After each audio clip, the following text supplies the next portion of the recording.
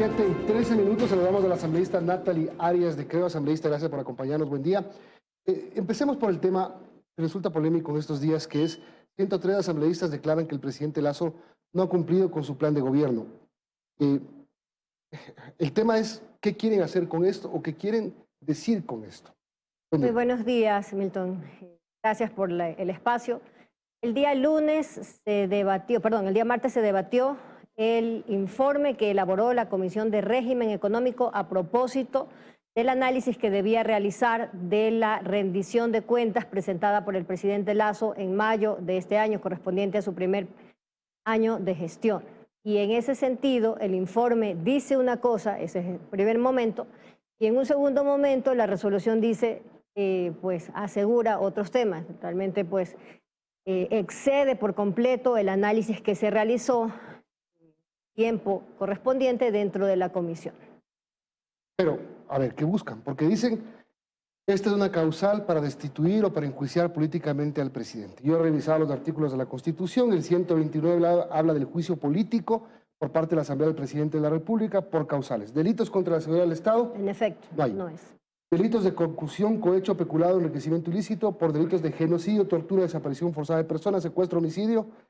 Y el 130, la Asamblea podrá destituir al presidente por arrogarse funciones que no le competen constitucionalmente, previo dictamen de la Corte Constitucional, por grave crisis política y conmoción interna. ¿Cuál? Efectivamente, ninguno de esos no cabe en este sentido, que estos elementos sean utilizados para un eventual juicio político. No, es un pronunciamiento más de la Asamblea Nacional sin ningún valor jurídico que pueda realmente convertirse en un nuevo ataque, digamos, a la estabilidad política del país. Es un pronunciamiento, sí, sin duda alguna hay que leerlo así, políticamente, pero no jurídicamente, porque sencillamente no cabe. Liz. Buenos días, asambleísta. Sí, algunos abogados también se han pronunciado sobre eso y han dicho que tiene como valor jurídico cero este pronunciamiento, y esto quiere decir el no poder llevar al presidente a juicio político que derive en una destitución. Pero si ustedes reconocen que no tiene ese valor jurídico, ¿por qué la respuesta sí por parte del gobierno, recordándole a la asamblea más bien que ellos sí tienen en la mano la posibilidad de quizás ir hasta una muerte cruzada, ¿no? O de dar paso a alguna acción sí que disuelva la asamblea por obstrucción precisamente a ese plan a que se desarrolle el plan nacional que tiene el gobierno?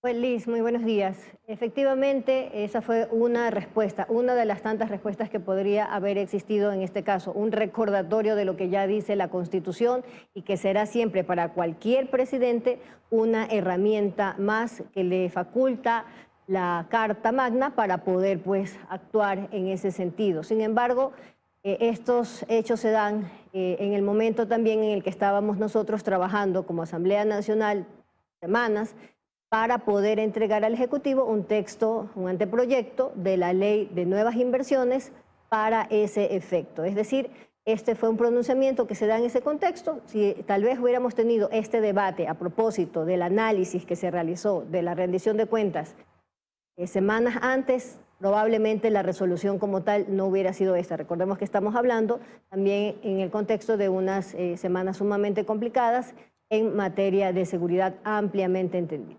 Pero poner sobre la mesa o traer a colación a este fantasma de la muerte cruzada que durante este año, menos de año y medio de gobierno, ha estado latente en algunas ocasiones, es porque realmente sigue estando sobre el escritorio esa posibilidad y que el presidente lo tenga como un as bajo la manga en algún momento para aplicar. Creo que si bien esos fueron comunicados, en este caso una resolución por parte de la Asamblea y de la misma forma también un comunicado por parte del gobierno, es mucho más productivo atenerse a los hechos. El día de ayer ya la Secretaría Jurídica de la Presidencia recibió, en este caso, el texto del anteproyecto que he referido. Es decir, ahí hay un hecho concreto que nos habla más bien de esta etapa recientemente inaugurada, podríamos decir, o reinaugurada, de diálogos que tienen que necesariamente existir entre las dos funciones del Estado. ¿Y se puede creer en ese diálogo cuando 103, por otro lado, están diciendo que el presidente no ha cumplido? Primero, la primera parte de esta pregunta, asambleísta, es: ¿creen ustedes, me refiero al sector oficialista, que esta resolución de la Asamblea es desestabilizadora? Creo que fue desatinada, definitivamente se separaba, exageraba, podríamos decir, aquello que sí se sostuvo en el caso del análisis del informe. Las recomendaciones, las conclusiones de ese informe hablan específicamente de las metas sobre las que se da cuenta en esta primera etapa, año 2021 e inicios del año 2022. Es decir, ahí hay un primer análisis. Por supuesto que es crítico y se refiere a metas en las que se ha alcanzado un cumplimiento parcial, metas que deberían anualizarse, todo ese tipo de recomendaciones. Y eso no es lo que dice la resolución, es a eso a lo que me atengo. Desatinada, no desestabilizadora. Sí, efectivamente. Entonces sí se puede creer en el diálogo de la mesa mixta, por supuesto que hoy sí. mismo tiene otra Sin cita. duda alguna, sin duda alguna. De hecho, es el caso específicamente en ese sentido, la participación de los representantes con poder de toma de decisión de todas las bancadas legalmente constituidas dentro de la Asamblea. Sumado a eso ya finalmente la entrega del documento. Ese cumplimiento del cronograma que se propuso hace ya casi 2 meses se ha ido siguiendo de manera responsable. Es decir, ese debate ha existido y ha sido transparente, que era el elemento que realmente le da ese carácter para poder confiar en el proceso. El día de ayer, ya la entrega del anteproyecto en las manos del secretario jurídico, pues ese es un hecho cierto y eso sí tiene un efecto político y por supuesto también legal. Pero realmente para los ciudadanos quizás resulta difícil comprender qué es lo que pasa en el interior de la Asamblea, porque logran ponerse de acuerdo en un proyecto de inversiones, en una mesa técnica con 88% de acuerdos, que es bastante, y al día siguiente 103 votos a favor de decirle al presidente usted no ha cumplido con su proyecto, entonces queremos dejar claro eso. Y eso nos retrocede en el tiempo, como cuando también estaba de por medio esta paralización en el país, que el presidente de la Asamblea dijo, nos ofrecemos como mediadores, pero al día siguiente votó para la destitución del presidente. Entonces, ¿cómo entender ese movimiento usual en la Asamblea? Son las complejidades del trabajo legislativo, muchas cosas pasan de manera paralela. Creo que es importante que a la ciudadanía se le pueda transmitir lo siguiente, que son los hechos en realidad. El análisis de la rendición de cuentas del presidente se dio en esa comisión. El detalle está definitivamente en ese informe y habla específicamente de esas metas puntuales en materia de educación, seguridad, salud, sobre las que podemos ahí discutir. Sin duda alguna, todavía hay muchísimo espacio para mejora y hay una serie de toma de decisiones que se están asumiendo en este momento para efectos de mejorar el cumplimiento de esas metas que corresponden al Plan Nacional de Desarrollo y que de hecho pues se traducen, en los términos más llanos, en bienestar para los ecuatorianos a través de esos proyectos y programas de los que son responsables cada una de las carteras del Estado. Entonces, en ese sentido, estas cosas pueden definitivamente pasar.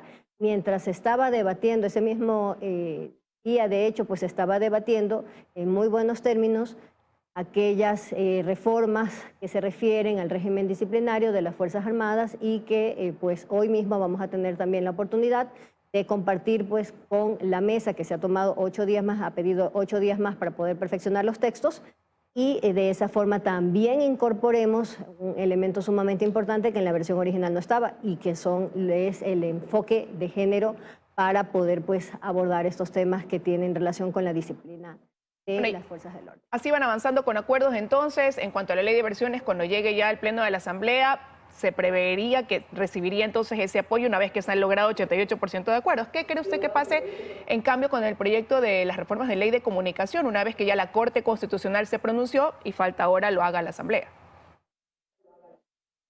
Cuando suceden estos temas es importante que la ciudadanía conozca, una vez que la Corte se pronuncia a la Asamblea Nacional, a la comisión pertinente, pues solo le resta hacer el ejercicio de aterrizar esa disposición de la Corte efectivamente en el artículo que ha sido observado por materia constitucional. Entonces, esta parte es sumamente importante y además es un espaldarazo, podríamos decir, a la defensa de la democracia, toda vez el periodismo de investigación y la actividad periodística en general pues tienen total relación con el tema.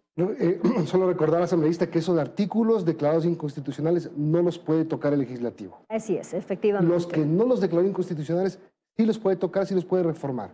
Efectivamente, pero solo tiene las dos opciones, aquella que aprobó la Asamblea Nacional o la propuesta del Ejecutivo en este. Y ya para terminar, asambleísta, y hablando de cosas importantes, 77 votos dicen que el 11 de septiembre tiene que ser el día de la fundación del Ecuador. ¿Es en serio? Ese fue un proyecto de resolución presentado pues anteriormente y de hecho ¿Por pues quién lo presentó? No, para saber nomás.